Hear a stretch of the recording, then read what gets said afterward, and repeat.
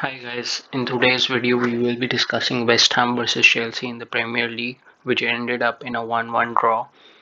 This is a short 5-minute video in which I am going to sum up all the talking points of the game along with the post-match reactions.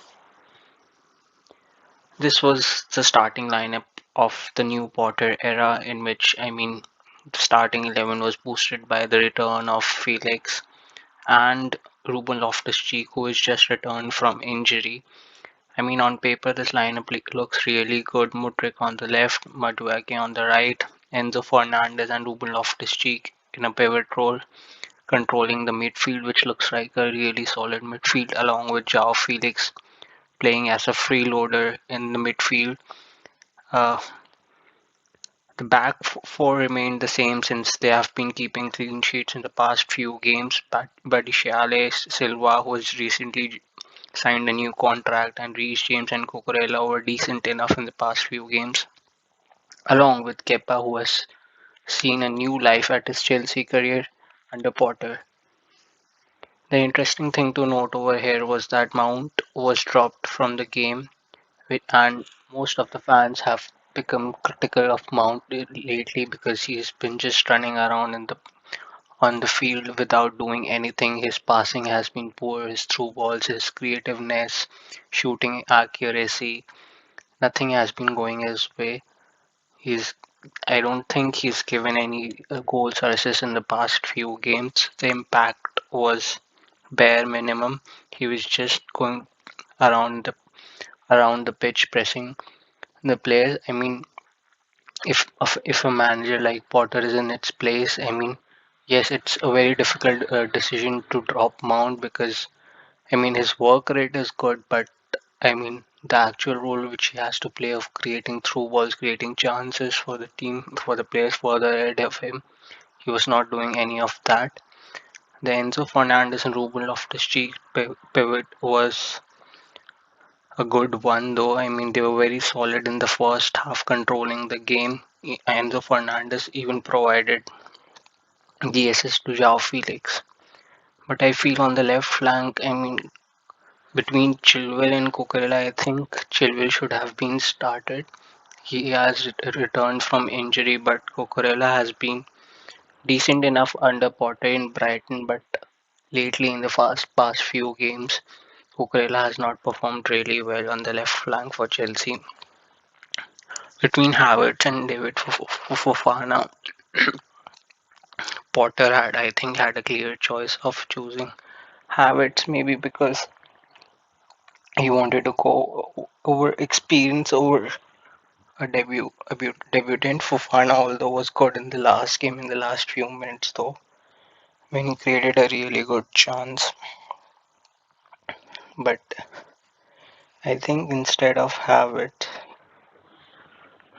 uh, Chelsea more or less need a holding striker like someone like Giroud who can hold the ball up front and allow the wingers alongside him to make those runs to get up the pitch, higher up the pitch, and create those chances. Havertz has just not been able to control the ball up front, and he's very poor in terms of finishing as well. Today he managed to score one, but that was given offside. The assist which Enzo Fernandez provided to João Felix was the highlight of the game. It was just a beautiful loft pass which João Felix finished, but these kinds of passes and creativity and the finishing was missing from Chelsea since no one was able to provide these kinds of passes to the forward line. And even if these passes were provided to them, Havertz or someone else in the front line was not able to finish for them. But today, both the new signings combined to score a goal. Jorginho wouldn't have even tried to attempt this pass. He has tried it before, but he's not tried that often in his career. Most of the time, Jorginho prefers to pass sideways, and it's good that Chelsea has got rid of him, and he's currently warming the bench at Arsenal. But that pass reminded me of the partnership of Costa and Fabregas. They took the Premier League by storm under Jose Mourinho when we won the Premier League. Both of them just phenomenal at that point. I still remember Fabregas making those long passes to Costa and then Costa finishing it up at the other end. These are the stats of the today's game. As you can see, I mean Chelsea clearly dominated both the halves and had 72% possession as compared to 28% of West Ham. They also attempted 660 passes, which is more than twice of what for West Ham did. But still, in terms of there's very little to separate these two teams in terms of shots and shots on target. There was a lot to see in Chelsea's gameplay. I mean, they were playing with intent in the first half, but in the second half they didn't had much to do. I mean, they didn't offer anything and intent to play with. On the left flank, I mean, Mudryk was left alone in that side as most of the attack was building up from the right hand side.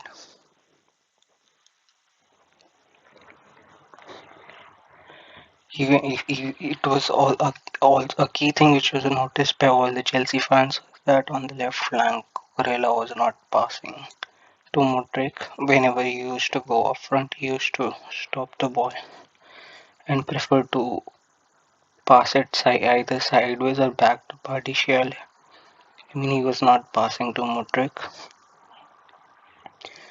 There was a shout for penalty in the 89th minute when a shot of Gallagher was saved by Thomas Sojek. I mean, it was clear penalty, but Chelsea didn't raise the issue enough in front of the referee. Even in the post-match presentation, Potter didn't blame anyone, including the VAR or the referees of the game. He just took it lightly. That's the difference between a top-table manager and a mid-table manager who's not experienced enough. He didn't have guts to blame the VAR or the referee about the penalty. And this is what he said in the post-match presentation. There were positives in terms of how we wanted to play and some good attacking moments from players still adapting to the Premier League.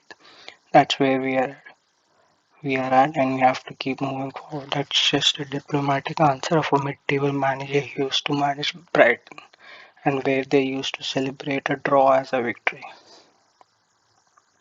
These are Chelsea's next five fixtures. They have Dortmund in the middle of the week for Champions League, and then Southampton, Tottenham, and Leeds, and then Dortmund second leg.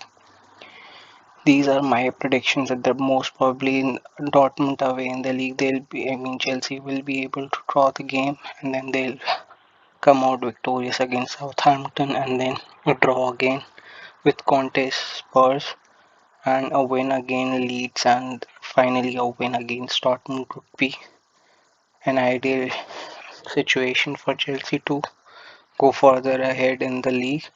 If these predictions don't come true, then Potter will be having immense pressure on him, and Todd Bowley might be lining up other options for the future because he has spent more than 300 million in this transfer window, and he will expect results out of them. If you like the video, then please do subscribe the channel. I only make videos of 5 minutes to cover up the key talking points of the games and their reactions.